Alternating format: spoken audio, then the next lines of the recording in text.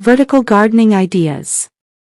When space is limited but the desire for greenery is strong, vertical gardening becomes the perfect solution. Instead of spreading plants across the ground, you let them rise upward, creating living walls of beauty and freshness.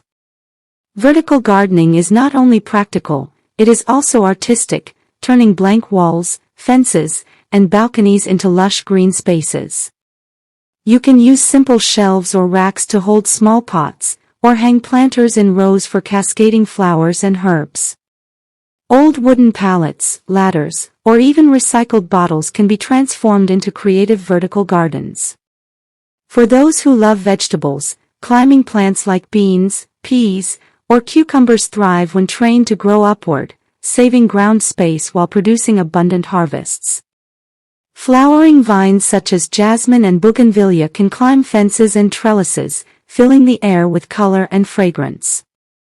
A vertical garden also helps in cooling the surrounding area, reducing heat, and improving air quality. Even in the smallest apartment balcony, a vertical setup can bring nature close to you, creating a peaceful corner of life and beauty.